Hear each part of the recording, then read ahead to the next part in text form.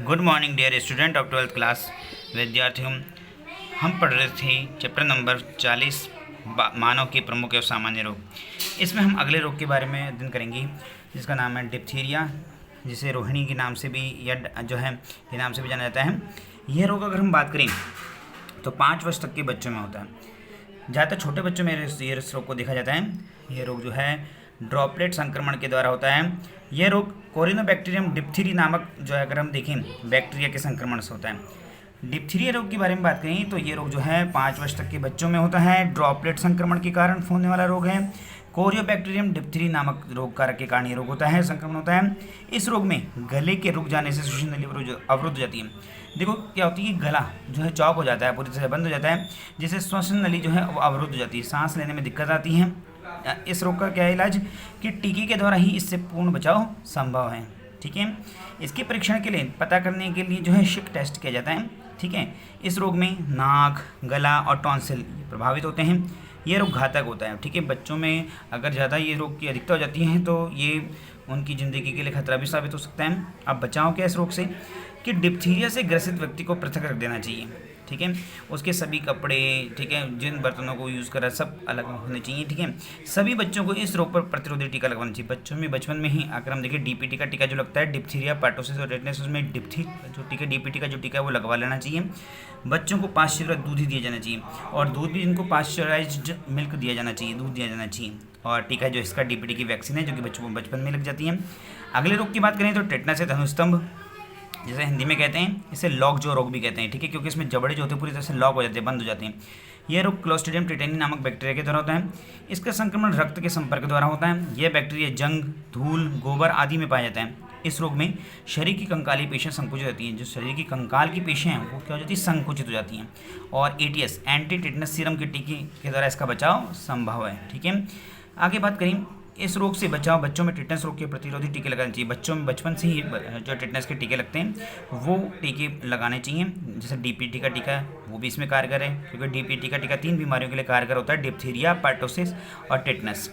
इसके अलावा देखो कि आगे क्या कहता है कि टेटनस टॉक्साइड का उपयोग भी लाभकारी होता है।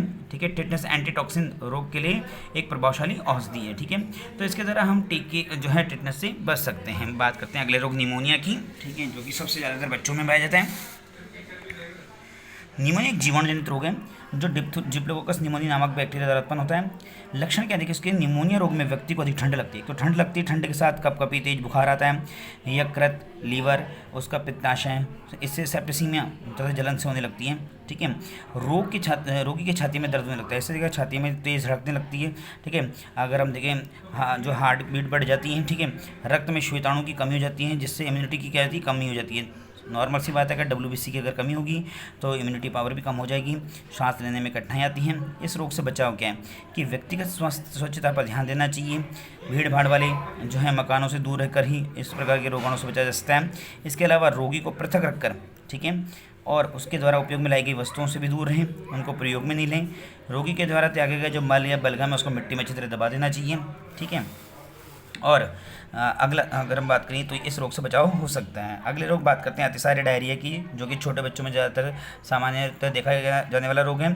ये रोग साइजेला समूह के जीवाणु द्वारा संक्रमण होता है। इनका लक्षण क्या है इस रोग के, इस रोग में आंत में अधिक मात्रा में जल और विद्युत अपघट्य इलेक्ट्रोलाइट्स से बाहर आ जाते हैं। विद्युत अपघट्य का मतलब सोडियम, पोटेशियम, ठीक है, ये जो है शरीर से ज़्यादा मात्रा में बाहर आ जाते हैं। ठीक है, जिससे शरीर में निर्जलीकरण होता है। अब ज़्यादा मात्रा में जल और सोडियम, पोटेशियम के बाहर निकलने के कारण अगर हम बात करें शरीर निर्जलीकृत हो जाता है।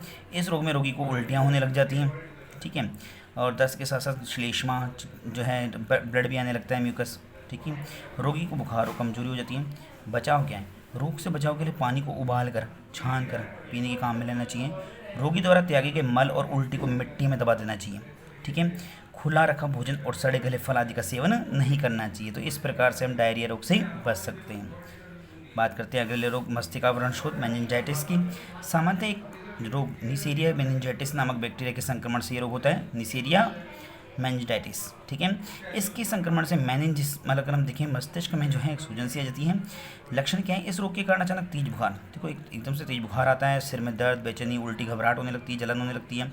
इस रोग के लक्षण 2 से 3 दिन के अंदर अंदर प्रदर्शित होने लगते हैं।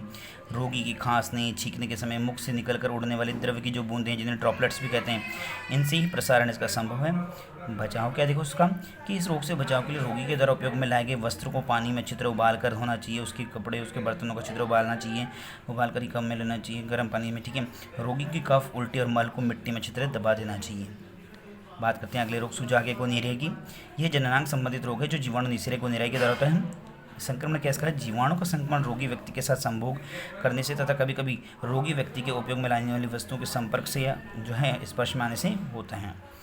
बात करें इससे बचाव के लिए, रोग से बचने के लिए रोगी को पृथक से अलग रखना चाहिए। ऐसे रोगी से यौन संपर्क स्थापित नहीं करना चाहिए। लक्षण क्या देखो, ये जीवाणु जननांग के उपकला स्तर पर आक्रमण करते हैं। म्यूकस जो है अगर हम देखें लेयर उस पर आक्रमण करते हैं, जिसके कारण 3 से 9 दिन के पश्चात मूत्र मार्ग में से पीले रंग का द्रव्य स्रावित होने लगता है। शुरुआत में जननांगों में जलन होने लगती है। स्त्रियों में कुछ ही दिन में यूरेथ्रिटिस उत्पन्न हो जाती है तथा उनका मासिक चक्र जो होता है वो प्रभावित होता है, या तो आगे पीछे हो जाता है, मासिक चक्र समय पर नहीं आता। रोगाणु हृदय के कपाट को भी संक्रमित कर एंडोकार्डिटिस रोग उत्पन्न करते हैं। जो हृदय में जो कपाट होते हैं, वॉल्व होते हैं, उनको भी ये जो है रोगाणु प्रभावित करता है।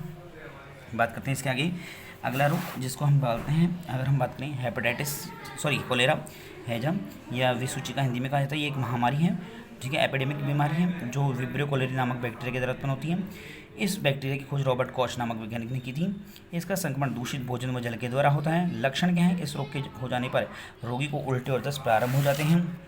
इससे शरीर में निर्जलीकरण हो जाता है, रोगी में कमजोरी आ जाती है, शरीर ठंडा पड़ने लगता है, पेशाब बंद हो जाती है, हाथ पाँव में ऐंठन आने लगती है।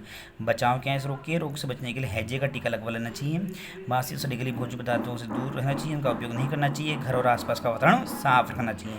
रोग के उपचार के लिए नमक व चीनी का जो घोल है, जिसको हम ORS भी कहते हैं, प्रभावशाली होता है। रोगी को तरल भोजन, चावल या मांड देना चाहिए। इसके एक ही टीका है कोलेरा का टीका।